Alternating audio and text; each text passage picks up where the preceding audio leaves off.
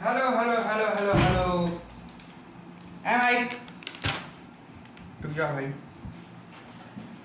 तो क्या मैं आपको अच्छे से सुनाई दे रहा हूँ और स्क्रीन अच्छे से विजिबल है टू ऑल ऑफ यू? क्या सारी चीज़ें अच्छे से हो पा रही हैं? अगर हो पा रही हैं तो आपको अच्छे से अपनी कंडीशन बताता हूँ कि आजकल हमारी स्ट्रीम की क्या हालचाल चल रही है। उसके बाद हम लोग human I and colourful word में कलरफुल वर्ड वाले पार्ट को पढ़ेंगे, लेकिन उससे पहले एक बार मैं भी देख लेता हूँ कि क्या हमारी स्ट्रीम अच्छे से दिखाई सुनाई पढ़ाई सबको दे रही है कि नहीं। एक बार अच्छे से देख लेते हैं, उसके बाद हम लोग अपनी क्लास को स्टार्ट करेंगे।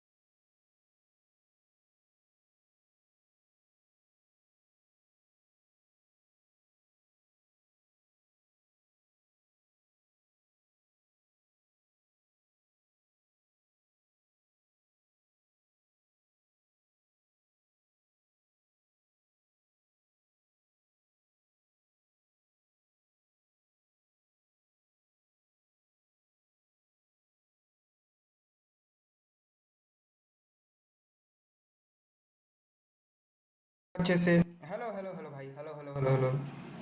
तो मेरी ख्याल से मैं आपको अच्छे से सुनाई दिखाई सबको दे रहा हूँ। चैप्टर को हम लोग स्टार्ट करने के लायक हैं, human I and colourful word को पढ़ने के लायक हैं।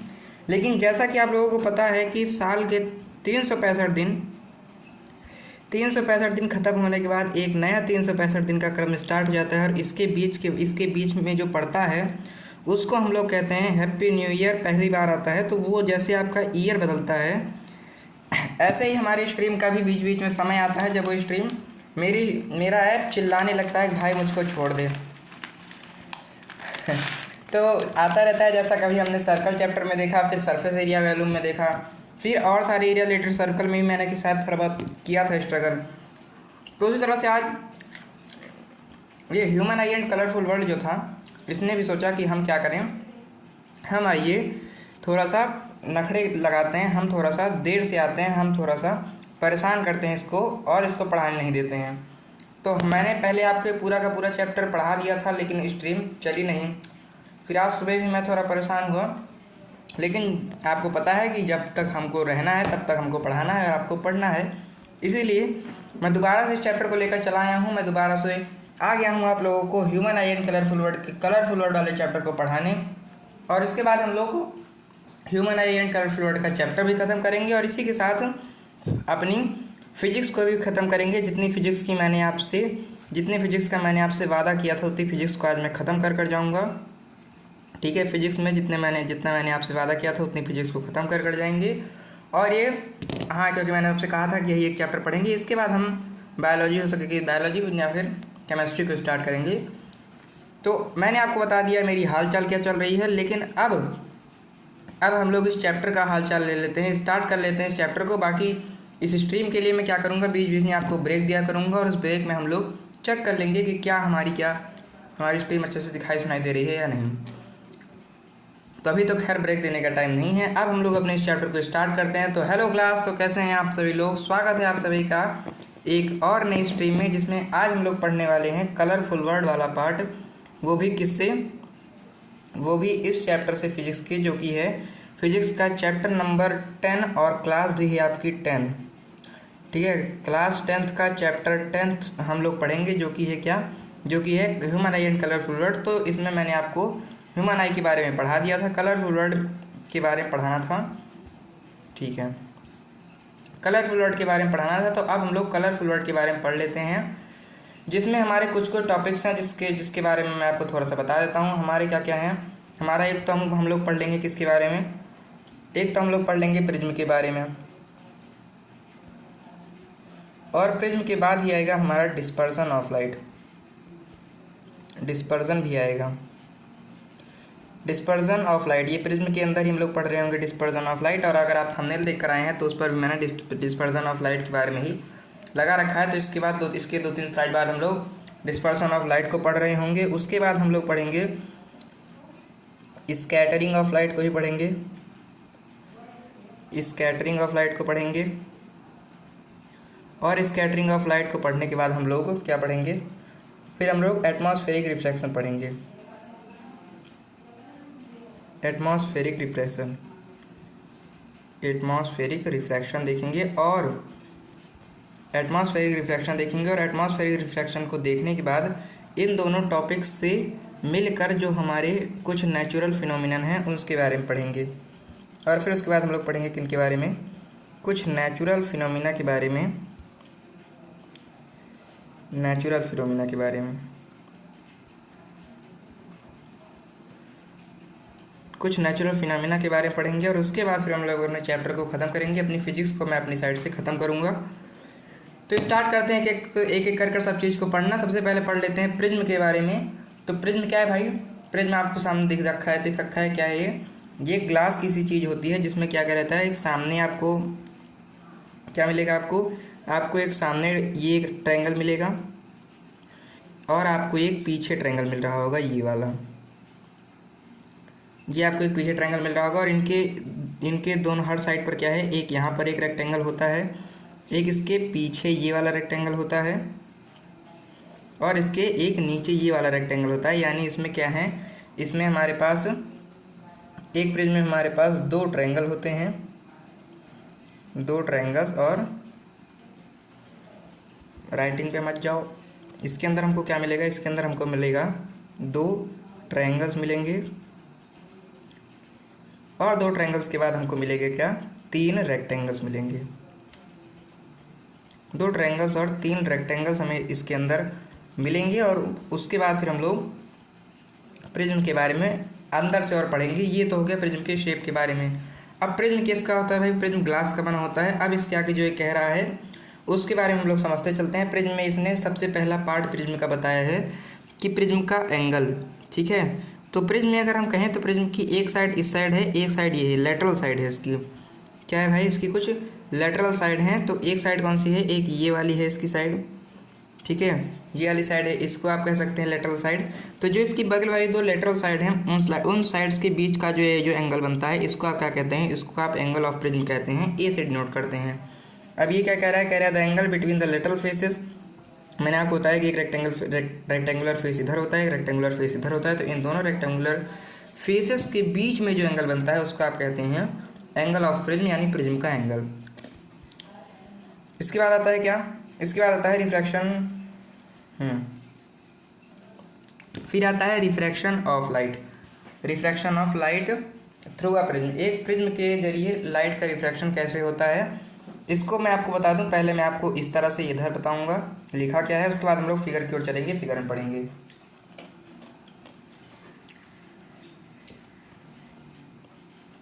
क्या कह रहा है भाई, कह रहा है भाई, कह रहा है कि मैं तो यहीं रहूँगा।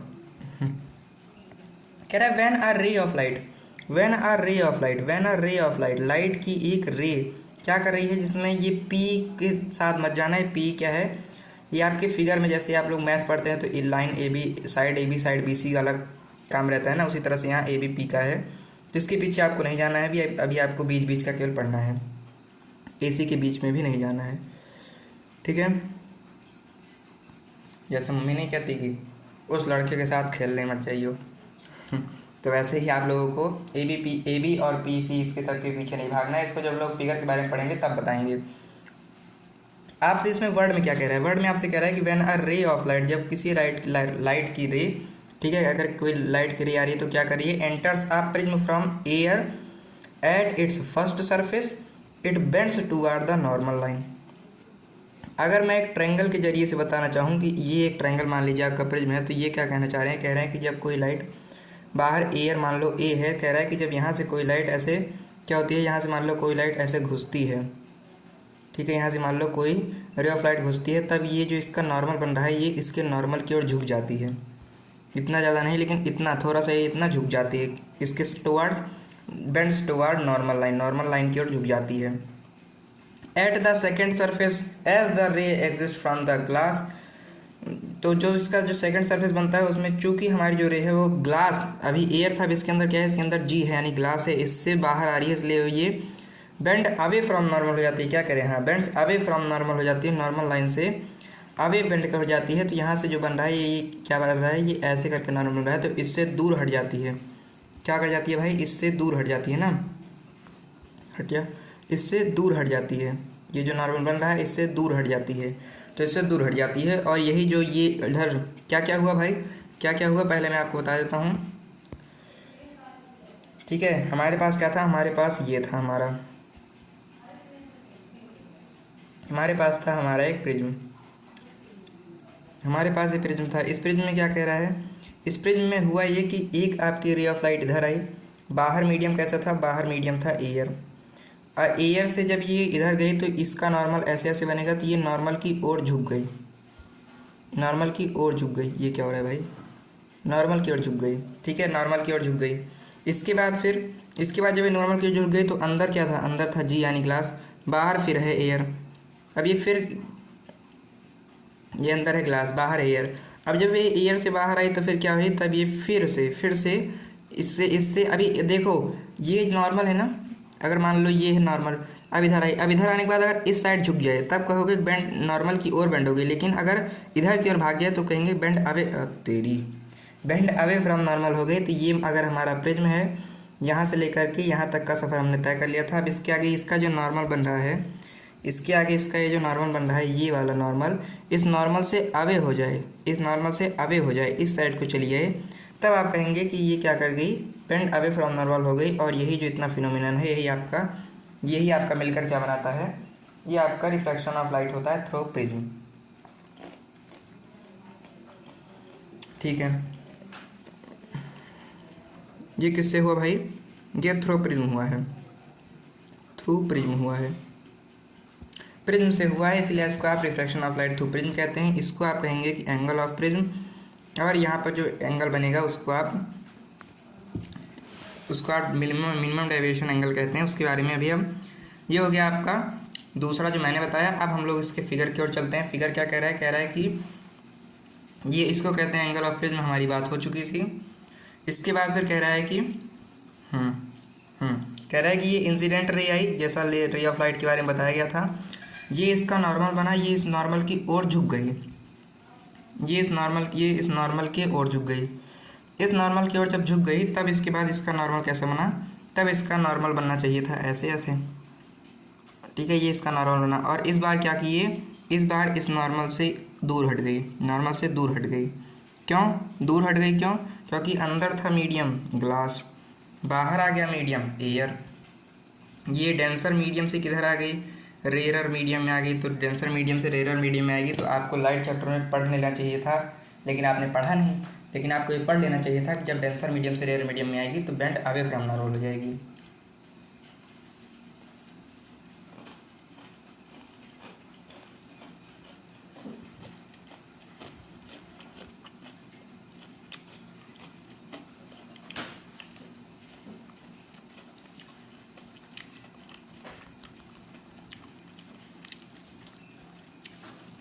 ठीक है, तो ये इधर इमरजेंट रे निकली। अब इसमें क्या हुआ, अब एक दो चीज़ें पढ़ ली आपने। तीसरी चीज़ है कि जब आप इस दूसरे कलर से अगर आपको बताना चाहूँ, तो जब आप इस इंसिडेंट रे को पीछे खींचोगे और इस इमरजेंट रे को पीछे खींचोगे, तो ये दोनों जिस एंगल पर काटेंगे, जिस एंगल को काटेंगे उसको आप एंगल ऑफ डेविएशन कहते हैं, ठीक है, उसको आप एंगल ऑफ डेविएशन कहेंगे। यानी ये जो एंगल है इसका क्या है, ये इसका है एंगल ऑफ डेविएशन, इसका आप एंगल ऑफ डेविएशन कहेंगे। और उसके बाद फिर क्या है, इसको आप एंगल ऑफ डेविएशन कहेंगे। ये तो हो गया इसके तीन चीज़। पहला चीज़ क्या, पहला हो गया इसका जो हमने रिफ्लेक्शन पढ़ा, रिफ्रैक्शन पढ़ा, और दूसरा क्या हो गया, दूसरा इसमें हो गया एंगल ऑफ डेविएशन, केवल डेविएशन लिख देता हूँ, और दूसरा डेविएशन। ये दो कॉन्सेप्ट इसमें हमने पढ़ा। इसके बाद इसमें जो नाम दे रखे हैं उसके बारे में बता देता हूँ। पहला है इंसिडेंट रे, यानी किसी भी सरफेस पर ये इसका सरफेस है, और इस सरफेस पर जो रे गिरती है इसको आप क्या कहते हैं, इसको आप इंसिडेंट रे कहते हैं। उसके बाद इन्होंने लिखा है एन माने नॉर्मल, लेकिन यहाँ पर ये एम एन है, लेकिन ये जो यहाँ पर बना है इसको आप क्या कहते हैं, नॉर्मल। अब इस सरफेस पर जो परपेंडिकुलर आप डालते हैं उस परपेंडिकुलर को आप नॉर्मल कहते हैं। दूसरी बात, इसकी नेक्स्ट बात क्या आ गई, नेक्स्ट बात आ गई कि ये हो गया incident ray. Angle of prism को आप जानते हैं कि दो इसके सरफेस के बीच का जो एंगल बनता है उसको आप एंगल ऑफ प्रिज्म कहते हैं। उसके बाद ये सारे इसके नाम हैं, और फिर कह रहा है कि ये क्या है, एंगल ऑफ डेविएशन। जब आपने इमरजेंट रे को पीछे खींचा और इस इंसिडेंट रे को पीछे खींचा, तो जिस एंगल पर दोनों ने काटा, उन एंगल को आप क्या कहेंगे, उस एंगल को आप कहेंगे कि ये है मेरा एंगल ऑफ डेविएशन। इसके बाद फिर इधर जब ये गई तो ये सीधे हो गई, और सीधे होने के बाद बेंड अवे फ्रॉम नॉर्मल हो गई। क्यों? क्योंकि ग्लास से एयर में आ रही थी, इसलिए बेंड अवे फ्रॉम नॉर्मल हो गई। और जो बेंड होने के बाद रे निकली, इसको आप क्या कहेंगे, इसको आप कहेंगे इमरजेंट रे, क्योंकि रिफ्रैक्शन से निकली है, इसलिए आप इसको रिफ्लेक्टेड रे तो नहीं, क्योंकि रिफ्लेक्शन तो हुआ नहीं है, रिफ्रैक्शन हुआ है, तो इसलिए आप इसको रिफ्लेक्टेड रे ना बोलकर इमरजेंट रे बोलेंगे। ठीक है, और इस तरह से आपके सारे नाम हो जाते हैं, इस तरह से आपका रिफ्रैक्शन थ्रू प्रिज्म हो जाता है। मेरी ख्याल से आपको ये समझ में आ गया होगा। अब हम लोग क्या करते हैं, नेक्स्ट टॉपिक पर चलते हैं। थोड़ी सी बड़ी क्लास मेरे ख्याल से पक्का से होगी, हाँ बड़ी क्लास पक्के से होगी। एक बार इसको ख़त्म कर ले फिर बताता हूँ।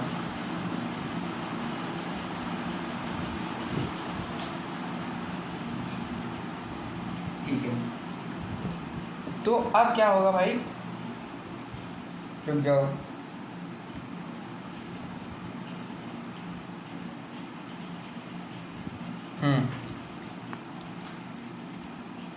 अब जो मैंने आपको बताया वही इन्होंने लिख रखा है। ये सारे फिगर का कोई ज़रूरत नहीं है, फिगर मैंने बता दिया है आपको। अब कह रहा है रे LEP इंटर्स a prism from air it first surface it bend toward normal. जब इसके अंदर घुसती है तो बेंड टुवर्ड नॉर्मल हो जाती है, यही इतना इसका कहना था।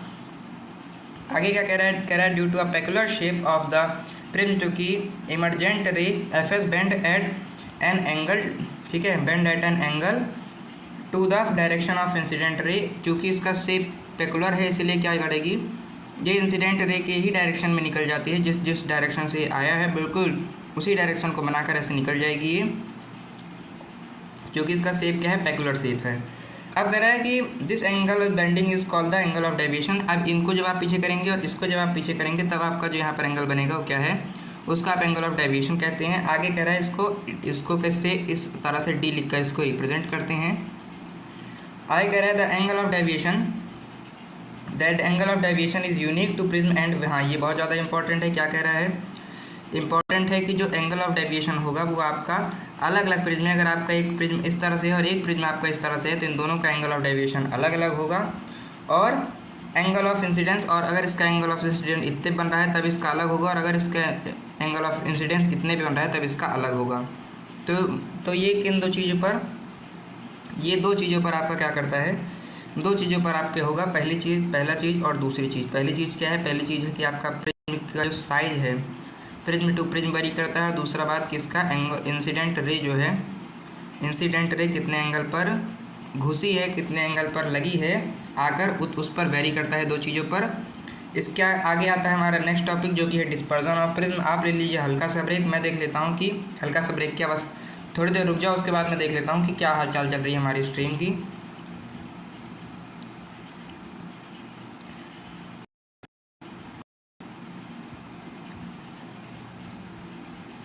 रुक जाओ भाई, देख लो।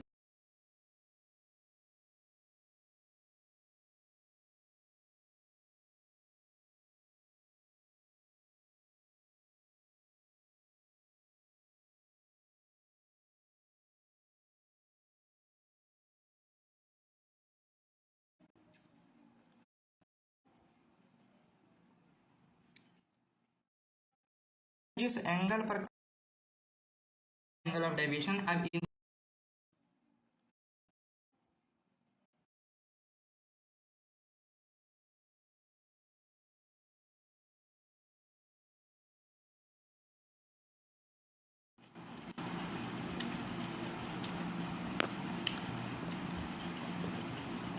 ठीक है ठीक है ठीक है भाई, मैंने देख लिया, हमारी क्लास अच्छे से चल रही है। अब हम लोग दोबारा अपनी क्लास को कंटिन्यू कर सकते हैं। आ जाओ आ जाओ आ जाओ, सब लोग आ जाओ। ठीक है, तो अब पढ़ लेते हैं नेक्स्ट टॉपिक, जो कि है डिस्पर्जन ऑफ लाइट का। अब ये प्रिज्म के साथ जो हमने एक लाइट का देखा रिफ्लेक्शन किस तरह से हो रहा है, इसी का हम लोग कई सारी लाइट के जो कॉम्बिनेशन, कई सारे कलर्स का कॉम्बिनेशन है, जो कि हमारा वाइट कलर, जब उसको इस पर फेंकेंगे तब क्या होगा, इसके बारे में लोग देख लेते हैं। और इसी फिनोमेना को कहते हैं डिस्पर्जन ऑफ लाइट। तो डिस्पर्जन ऑफ लाइट में क्या कह रहा है, अ ग्लास प्रिज्म, ठीक है, कह रहे a glass prism can break white sunlight into spectrum of colour, जिसको कहते हैं विबग्योर। क्या आपको पता है कि अगर आपके पास एक ग्लास का प्रिज्म है तो ये एक वाइट सनलाइट को, अरे ये वाइट सनलाइट का मतलब क्या है, ये कोई भी प्रिंटिंग मिस्टेक नहीं है, यहाँ पर येलो सनलाइट नहीं, इसने वाइट सनलाइट लिखा है, जानबूझ कर लिखा है, क्योंकि हमारे जो सनलाइट होती है, हमारा सन येलो नहीं होता जी, हमारा सन वाइट ही होता है, लेकिन हमको दिखता येलो है, इसीलिए हम लोगों ने हमेशा ड्राइंग में, हमेशा किताबों में येलो सन ही बनाया, और आज तक ये मिसकंसेप्शन है, हमारा जो सन है वो येलो नहीं है, हमारा सन वाइट है। ठीक है, मेरे दिमाग में भी इसकी फ़ोटो नहीं बन पाती वाइट वाली, क्योंकि होता क्या है, जो हम देखते आते हैं जिस तरह से, अगर मैं आपसे एक मार्कर की बात करूँ तो आपके हाथ में वो मोटा वाला सफ़ेद वाला मार्कर ही बनेगा, आपके हाथ में कोई पतला मार्कर नहीं बन, आप दिमाग में एक पतला मार्कर नहीं बनेगा। तो जिसको हम देखते आए हैं ज़्यादातर हम उसी को अपने दिमाग में बनाते हैं। तो हम लोग सन को कैसा देखते आए हैं, हम लोग अपने सूरज दादा को थोड़ा सा येल्लोइश कर देख के आए हैं, पीले सन दादा को देख कर आए हैं, पीले सूरज दादा को देख कर आए हैं, इसलिए हम लोग हमेशा पीला ही बनाते हैं, लेकिन ये गलत है, ये बिल्कुल गलत है। हमारे सूरज दादा कैसे हैं, हमारे सूरज दादा तो वाइट से हैं, सफ़ेद से हैं, लेकिन जो पीला बन गया है, फ़ोटो इसलिए पीली रहेगी। लेकिन यहाँ पर आप लोगों को जान लेना है कि sun is not yellow, sun is white. Okay, तो आगे कह रहा है कि जी इसी वाइट सन की वाइट सनलाइट को जब हम लोग फेंकते हैं किसमें, ग्लास प्रिज्म पर, तब ये ग्लास प्रिज्म उसको ब्रेक कर देता है, किसमें ब्रेक कर देता है स्पेक्ट्रम ऑफ कलर्स में। ये स्पेक्ट्रम ऑफ कलर्स कंबाइन कर क्या बनाते हैं, वाइट कलर आते हैं। तो इसी का उल्टा अगर मैं कहूँ तो क्या करेगा, ये स्पेक्ट्रम ऑफ कलर हैं, ये सब मिलकर क्या, ये एक वाइट कलर बनाएंगे। तो इसी को अगर मैं उल्टा कर दूँ तो वाइट कलर टूटकर एक स्पेक्ट्रम बनाएगा, और ये स्पेक्ट्रम क्या है, ये स्पेक्ट्रम है विबग्योर। तो आपने पढ़ा है पिंक, आपने पढ़ा है ग्रीन, आपने पढ़ा है कई सारे कलर्स, लेकिन आपने विबग्योर कलर नहीं पढ़ा होगा। तो क्योंकि विबग्योर कलर नहीं होता, विबग्योर होता है एक कलर का कॉम्बिनेशन। तो विबग्योर आपका क्या है, ये विबग्योर आपका उन्हीं कलर की कॉम्बिनेशन को याद करने की एक ट्रिक सी है। तो इस ट्रिक का यूज़ कैसे करना है मैं आपको बता देता हूँ।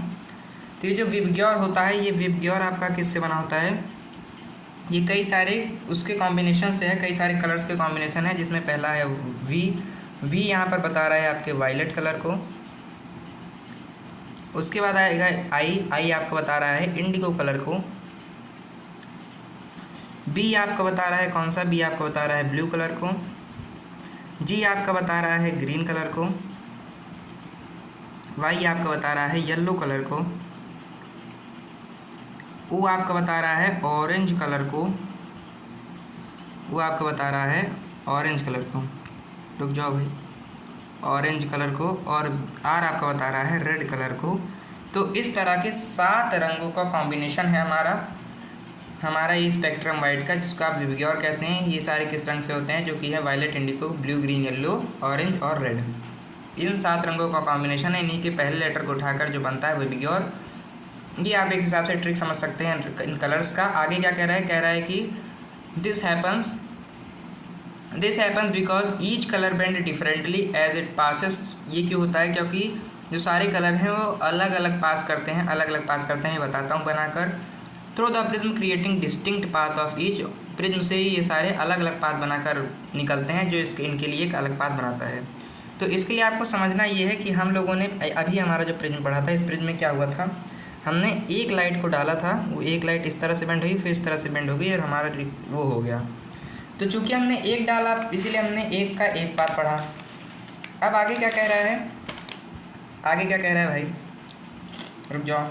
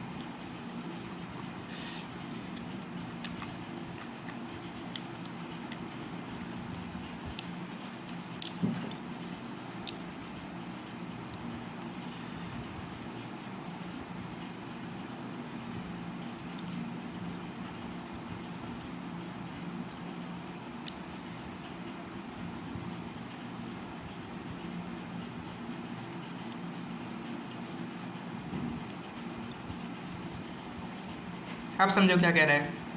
कह रहा है जब हम कि किसी एक उसको डालेंगे, किसी एक लाइट के एरिया को डालते हैं, तब क्या होगा, तब ये अपना इस तरह से बढ़िया से एक पाथ बनाकर निकल जाएगा, हमको मज़ा आ जाएगी। लेकिन जब हम क्या किए, जब हम लोग कई सारे कलर्स के कॉम्बिनेशन डाले, यानी जिसको हम लोग वाइट को डाले, वाइट क्या है भाई, वाइट आपका कई सारे कलर्स का कॉम्बिनेशन है। क्या है आपका, कई सारे कलर का कॉम्बिनेशन है, इसका आप कलर कॉम्बिनेशन कह सकते हैं। जब हमने इसको डाला तब क्या हुआ भाई, तब हमारे साथ तो भाई खेला हो गया।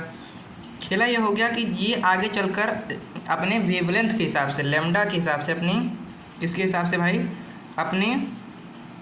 अपनी लेमडा के हिसाब से, लेमडा इसकी बहन का नाम नहीं है, लेमडा अपने लेमडा के हिसाब से इन्होंने क्या किया, ये अलग अलग बट गए। अब जब ये बट गए तब ये अलग अलग अंदर आए, अलग अलग बाहर भी निकले अपने अलग अलग पाथ के हिसाब से।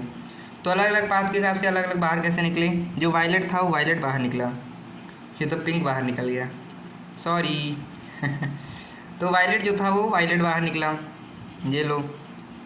जो आपका ब्लू था वो ब्लू बाहर निकला, इंडिगो यानी इंडिगो बाहर निकला, ये ब्लू बाहर निकला, ग्रीन बाहर निकला, येलो बाहर निकला, और ब्लू ग्रीन येलो ऑरेंज जो था वो ऑरेंज बाहर निकला, और जो रेड था आपका वो आपका रेड ही बाहर निकलेगा।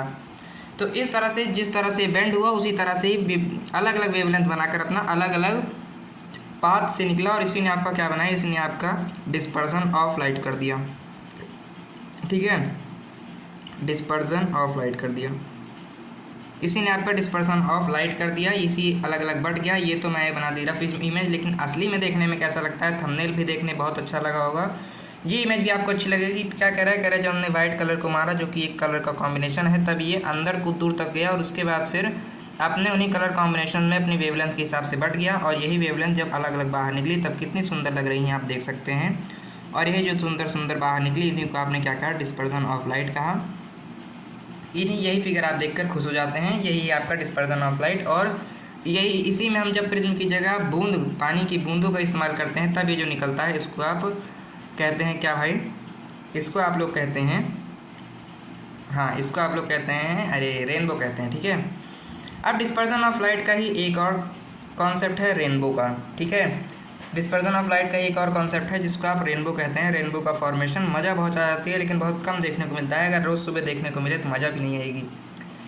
मैंने कहा कि बहुत ज़्यादा इसको देखने में मज़ा आता है, इसलिए क्योंकि ये बार बार नहीं देखने को मिलता रेनबो, और अगर रेनबो बार बार देखने को मिले तो मज़ा भी नहीं आएगा, ये बात आप मेरी मानिए। तो इसीलिए रेनबो बार बार नहीं देखने को मिलता, क्योंकि अगर बार बार देखने को मिलेगा तो मज़ा नहीं आएगी।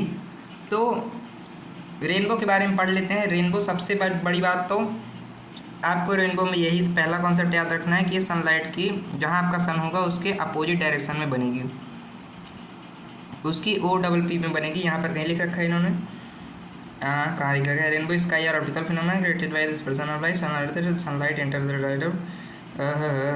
चलो आगे इन्होंने लिख रखा होगा। अभी क्या कह रहा है कि ये आपको याद रखना है कि सन की अपोजिट डायरेक्शन बनता है। अब कह रहा है रेनबो बनता कैसे है। Rainbow in the sky are optical phenomena created by the dispersion and reflection of sunlight in the earth's atmosphere. आपके अर्थ की जो आपका ये अर्थ है, इसके बाहर अर्थ का एटमॉस्फेयर है, कई सारे इसके लेयर्स हैं। अब इन लेयर्स के बीच में जो बारिश हुई है, इन बारिश की जो बूंदें हैं, है ना, ये जो बारिश की बूंदें हैं, इन बारिश की बूंदों में क्या हुआ, इन बारिश की बूंदों में जो ऑप्टिकल फिनोमिना हुआ है, डिस्पर्सन ऑफ लाइट और रिफ्लेक्शन ऑफ सनलाइट के कारण, वही आपका रेनबो बनाता है। अब ये होता कैसे है, the occurs when sunlight enters water droplet in the air bending और reflecting the light as it passes through and then reflection it internally with a eye droplet. तो होता क्या है, जब आपका, जैसे मैंने आपको बताया, इसमें क्या होगा भाई, आपका यहाँ पर आपकी जो बूंदें हैं, मैंने आपको बताया, ये प्रिज्म की तरह काम करने लगती हैं। तब ये आगे चलकर violet, indigo, blue green yellow, blue green yellow orange red, yellow orange और रेड में टूट जाती हैं। और यही टूटने के बाद ये आपको क्या देती हैं, यही टूटने के बाद आपको इनका कलर मिल जाता है, और यही देखने में बहुत ज़्यादा सुंदर लगता है। और यही आपका जब टूटकर आपको बाहर रिफ्लेक्शन के, अब यहाँ तक आपका रिफ्लेक्शन चला, अब इसके आगे आपको रिफ्लेक्शन के कारण दिखाई देता है, इसलिए लाइट की रिफ्रैक्शन, डिस्पर्जन मतलब रिफ्रैक्शन बाई प्रिज्म ही तो है। तो डिस्पर्जन और रिफ्लेक्शन के कारण इन दोनों के कॉम्बिनेशन से, इन दोनों के कॉम्बिनेशन से आपको जो देखने को मिलता है ये है आपका रेनबो। अब ये आगे जो है ये टॉपिक इसको मैंने आपको बता दिया बनता कैसा है। रेनबो की एक नकली इमेज आपको दे रखी है, क्योंकि असली इमेज भाई इतनी अच्छी नहीं होती। असली इमेज में इनमें से कोई एक रेनबो, अगर आप ये वाला रेनबो मान ले तो एक रेनबो रहता है, लेकिन ये इन्होंने आपको देख के खुश हो जाइए इसीलिए इसमें एक नकली इमेज रेनबो की बनाकर दे रखी है। मुझे नहीं लगता है कि ऐसा कोई स्थान होगा पृथ्वी पर, और होगा भी तो भाई ऐसा मौसम तो कभी नहीं बनता होगा कि गुलाबी गुलाबी छिड़ जाए, तो ऐसा नहीं होता है। एक रेनबो आपको देखने को मिलता है और उस रेनबो को देखकर आपको खुश हो जाना चाहिए। अब इन रेनबो का क्या है, इन रेनबो का एक बढ़िया सा खुद का कॉन्सेप्ट है, उसको आप लोग पढ़ लीजिए। अ rainbow is a natural spectrum that appears in the sky following a rain shower. अब रेनबो कब होता है, रेनबो तब होता है जब रेन शावर होता है। अब रेन शावर होने के बाद ही रेनबो हो भी सकता है, क्योंकि अगर रेन शावर के बाद रेनबो होगा, क्योंकि जब तक रेन शावर नहीं होगा तब तक आपको रेन की ड्रॉप नहीं मिलेगी, आपको बारिश की बूंदें नहीं मिलेगी, तब उसका रिफ्रैक्शन कैसे होगा। It forms when sunlight is dispersed by tiny water droplet in the atmosphere. ये होता कब है, ये होता तब है जब सन की जो वाइट लाइट है, ठीक है, ये क्या करती है, ये डिस्पर्जन की प्रोसेस करती है किसके साथ, आपकी बारिश की बूंदों के साथ। अब ये आपको देखने में ज़्यादा खिचपिचा ना लगे, इसलिए इन्होंने सबसे ऊपर वाली रेड और सबसे ऊपर वाला कलर रेड और सबसे नीचे वाला कलर वायलेट को ले लिया है। इनके बीच में कलर भारे होते हैं जो आपका रेनबो देते हैं, उसके बारे में अभी इन्होंने नहीं बताया, क्योंकि खिचपिच हो जाती है आपके फिगर में। आगे कह रहा है it form when sunlight is disperse हो जाता है वो टाइनी ड्रॉपलेट थे जो अब आपके एटमॉस्फेयर में रह गए हैं बारिश होने के बाद। बहुत ज़्यादा इंपॉर्टेंट चीज़ें मैं आपको बता चुका हूँ कि आपका जो रेनबो होता है वो ऑलवेज का फॉर्म होता है, वो always appears opposite side direction of sun. आपका जिस साइड सूरज होगा उसकी बिल्कुल अपोजिट साइड में दिखेगा, क्योंकि समझो भाई जब तक सन के अपोजिट में नहीं होगा तब तक सन उस पर डायरेक्ट अपनी वाइट रे फेंकेगा कैसे, है ना। तो इसीलिए जहाँ सन होगा उसके अपोजिट में बनेगा, क्योंकि तभी से सन अपना white beam of white light फेंक पाएगा।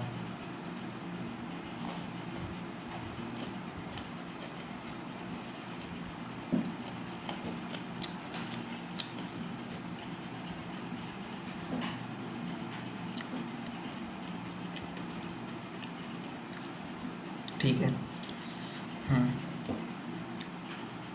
अब कह रहा है कि जो वाटर की ड्रॉपलेट होती हैं, जो पानी की बूंदें होती हैं, वो यहाँ पर स्मॉल प्रिज्म की तरह छोटे छोटे प्रिज्म की तरह काम करती हैं, जो कंबाइन होकर क्या बनाती हैं, जो कंबाइन होकर आपका वो बनाती हैं, जो कंबाइन होकर आपका डिस्पर्जन ऑफ लाइट करती हैं और आपका रेनबो बनाती हैं। Reflecting and dispersing is the incoming sunlight reflecting it inside the droplet. जो सनलाइट बीम की वाइट लाइट आती है वो इसके अंदर रिफ्लेक्ट होती है इन ड्रॉपलेट के अंदर, and then reflect it again as it exit. और जब वो बाहर निकलती होती हैं तब वो रिफ्लेक्ट हो जाती हैं, डिस्पर्जन दिखा देती हैं, जिसके कारण आपको रेनबो दिख पड़ता है। This process of light dispersion at internal reflection result is. अब जो बूंद के अंदर रिफ्लेक्शन के कारण घुसती हैं और डिस्पर्जन के कारण अपने कलर्स में बढ़ जाती हैं वाइट लाइट्स, इसी के कारण हमको कई सारे कलर्स के कॉम्बिनेशन आपके ऑब्जर्वर को यानी आपको देखने को मिलते हैं, और उन्हीं कलर के कॉम्बिनेशन को आप रेनबो कहते हैं। आगे आता है, इसके आगे रुक क्यों गया भाई, हाँ, इसके आगे आता है आपका नेक्स्ट टॉपिक जो कि है एटमॉस्फेरिक रिफ्रैक्शन। ठीक है, अगला टॉपिक आता है एटमॉस्फेरिक रिफ्रैक्शन का। इसके बाद कुछ फिनोमिना नहीं, इसके बाद हाँ ठीक है, एटमॉस्फेरिक रिफ्रैक्शन फिर हो गया मेरे ख्याल से। एटमॉस्फेरिक रिफ्रैक्शन आएगा और उसके बाद हम लोग क्या करेंगे, एटमॉस्फेरिक रिफ्रैक्शन को पढ़ने के बाद इन दोनों के कारण जो वेरियस फिनोमिना बनते हैं उनके बारे में पढ़ेंगे। इससे पहले एटमॉस्फेरिक रिफ्रैक्शन को मैं आपको बता देता हूँ। तो आपकी जो वो है अर्थ है, मान लो ये ई है यानी अर्थ है, ई है यानी हमारी अर्थ है। इस अर्थ के बाहर आपको पता होगा कई सारे क्या हैं, ट्रोपोस्फेयर, स्ट्रेटोस्फेयर, मेसोस्फेयर, थर्मोस्फेयर, है ना, और एग्जोस्फेयर। वैसे एग्जोस्फेयर की कोई बाउंड्री नहीं है, लेकिन फिर भी मैं बना देता हूँ। तो आप लोग देख पा रहे होंगे कि इसके बाहर कई सारे क्या हैं, इसके बाहर कई सारे हमारे, हाँ आजा भाई, इसके बाहर कई सारे हमारे लेयर्स हैं अर्थ के, एटमॉस्फेयर की लेयर्स हैं। पहली चीज़ तो ये है। दूसरी चीज़ हमारे अर्थ लेयर के बाहर क्या है, दूसरी चीज़ इसके बाहर है धूल और वो, इसके बाहर है डस्ट, हाँ यार नेट चला गया, अब कैसे होगा। आ गया आ गया आ गया, रुक जाओ रुक जाओ रुक जाओ।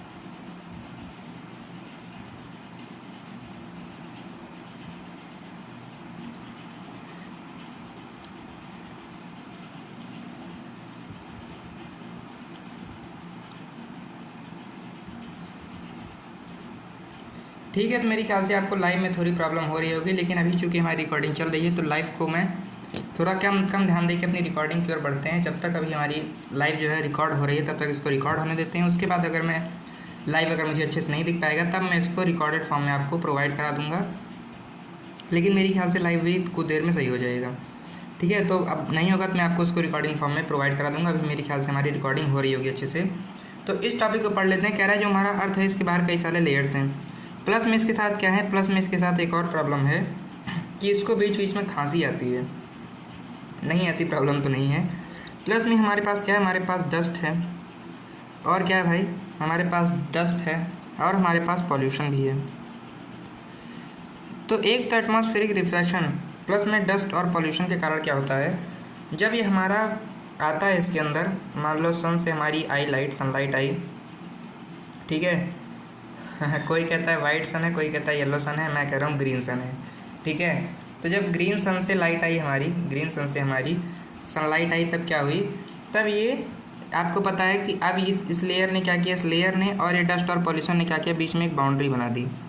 और इस बाउंड्री से जब ये लेयर आई तब इसको क्या करना पड़ा, जब ये मान लो हमारी सनलाइट की आई तब इसको क्या करना पड़ा, तब इसको इसके ऊपर और नीचे जो रेरर और डेंसर या फिर डेंसर और रेरर का जो स्थिति बनी, जिस हिसाब से इसकी कंडीशन बनी, उस हिसाब से इसको इधर की ओर या फिर इधर की ओर मुड़ना पड़ा।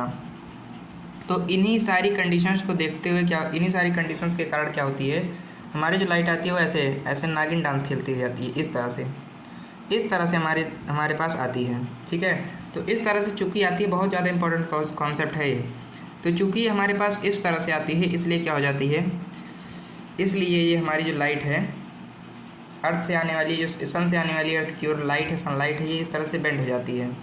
और इस तरह से डस्ट और पॉल्यूशन के कारण हमारा क्या होता है, भाई, हमारे धूल और कंकड़ के कारण ये रिफ्रैक्शन हो जाता है। ठीक है, ये जो आपने देखा एक रिफ्रैक्शन यहाँ हुआ, अब दूसरी बार आएगा तो यहाँ रिफ्रैक्शन होगा, फिर तीसरा रिफ्रैक्शन यहाँ, फिर चौथा रिफ्रैक्शन यहाँ, ऐसे।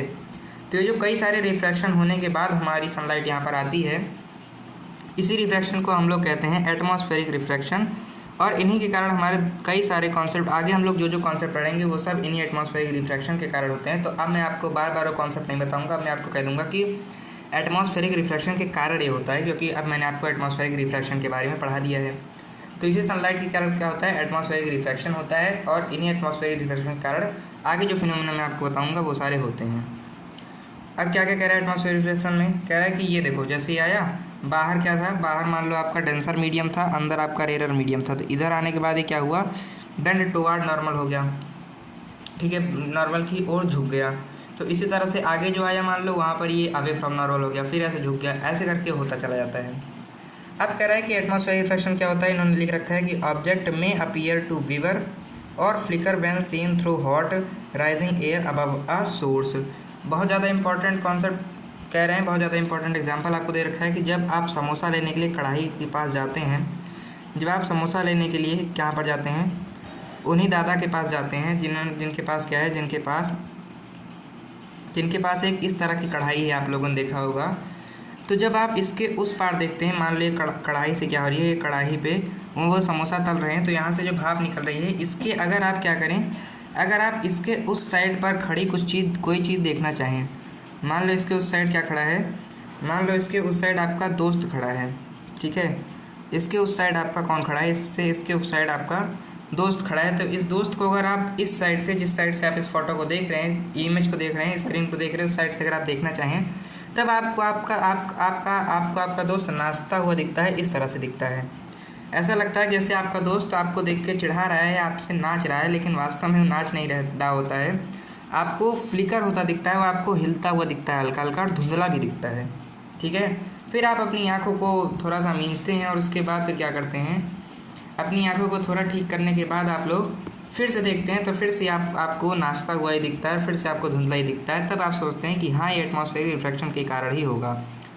ये कह रहे हैं जब हीट सोर्स से देखते हैं तब ये हिलता हुआ दिखता है। This happen because the hot air near the source has a different refractive index than cooler air using atmospheric refraction. अब ये होता क्यों है, क्योंकि आपकी कढ़ाई के पास जो गर्म हवा है उसका एटमॉस्फेरिक रिफ्रैक्शन n अलग है, और उसके उस साइड जो है कूल एयर है उसका एटमॉस्फेरिक रिफ्रैक्शन अलग अलग है। तो आपने रिफ्रैक्शन पढ़ रखा होगा कि एक एटमॉस्फेरिक रिफ्रैक्शन से दूसरे एटमॉस्फेरिक रिफ्रैक्शन में जाती है, तब आपकी या तो इधर को मुड़ेगी या तो इधर को मुड़ेगी, मतलब कुछ ना कुछ तो होगा। तो वही जो कुछ ना कुछ होता है वैसे ही कारण आपको आपका दोस्त हिलता हुआ और नाचता हुआ दिखता है। इस कारण जो फिनोमिना होते हैं उन सारे फिनोमिना को पढ़ते हैं। लेकिन पहला फिनोमिना जिसको आपकी एनसीईआरटी चिल्ला के आपको बताती है वो है ट्विंकलिंग ऑफ स्टार का फॉर्मूला। कह रहा है स्टार ट्विंकल होते क्यों दिखते हैं, कह रहा है कि star appear to twinkle due to atmospheric reflection of star light. यही इतना इंपॉर्टेंट है। मैंने आपको बताया कि स्टार लाइट, अब जहाँ पर मैंने आपको सन का बताया था उसकी जगह पर अब आप स्टार को रख देंगे, तो जैसे आपके सन की जगह अगर आपके स्टार का जो आता है, आपका जो स्टार है ना, इस बार आपकी स्टार जो लाइट फेंक रही है वो लाइट क्या करेगी, वो लाइट आपके एटमॉस्फेयर में आने के बाद ऐसे टाना करेगी और उसके बाद आपको जो दिखाई देगा। तब इसमें होता क्या है, कह रहा है starlight enters earth atmosphere, it continuously reflect making seem slightly higher than it appear. अब आपको पता है कि यहाँ पर आपका क्या है, अगर आपको पता है कि यहाँ पर अगर आपका अर्थ है तो इसके बाहर इसकी कई सारी लेयर्स हैं। अब इन लेयर से क्या होता है, इन लेयर से जब आपकी वो आती है तो इधर से यहाँ तक तो सीधी आती है, उसके बाद फिर थोड़ा सा हिल जाती है और इसी कारण क्या होता है, आपको आपका जो स्टार है, आपका जो स्टार है एक बार इधर दिखेगा और उसके बाद फिर थोड़ा ऊपर दिखेगा। अगर है यहाँ पर तो ये थोड़ा ऊपर आपको दिखता है इसी एटमॉस्फेरिक रिफ्लेक्शन के कारण। और उसके बाद फिर क्या होगा, फिर आपको जब रिफ्रैक्टिंग इंडेक्स बदलेगा तो फिर आपको यहाँ दिखेगा, फिर आपको नीचे दिखेगा, फिर आपको ऊपर दिखेगा, फिर नीचे दिखेगा, फिर ऊपर दिखेगा। तो इसी तरह से ऐसा हिलता हुआ दिखता है। जैसे आपको आपका दोस्त हिलता हुआ दिख रहा था वैसे ये भी हिलता हुआ दिखता है। और फिर हम लोग जान जाते हैं कि ये हिल रहा है, इसका मतलब है कि रिफ्रैक्टिव इंडेक्स हो रहा है और इसलिए हमारा स्टार ट्विंकल कर रहा है। इमेज में आपको क्या दिखा रहा है, इमेज में दिखाना चाह रहा है कि अगर ये आपकी अर्थ है, ये अगर आपने वर्ल्ड मैप पढ़ रखा हो तो यहाँ पर यूरोप है भाई, यहाँ पर यूरोप है। ये देखो नॉर्वे, स्वीडन, फिनलैंड, ये सारे देश हैं आपके यहाँ पर। ये रहा आपका फ्रांस, स्पेन, ठीक है, ये आपका ब्रिटेन है। तो खैर उससे में नहीं मतलब है, आपकी अर्थ को दर्शा रहा है। और कह रहा है कि वो इस बार आपके सन से नहीं, इस बार आपके स्टार से लाइट आ रही है, इस बार आपकी स्टार से लाइट आ रही है। और जैसा मैंने आपको बताया कि कई सारे रिफ्रैक्टिव इंडेक्स के कारण हिल जा रही है। The earth atmosphere moving pockets warm and cool air, warm और कूल एयर के कारण ये हमारी हिल डुल जा रही है, जिसलिए हमें हमारा स्टार कभी इधर दिखेगा, कभी इधर दिखेगा, कभी फिर नीचे दिखेगा, कभी फिर ऊपर दिखेगा। तो इस तरह से आपको आपका स्टार हिल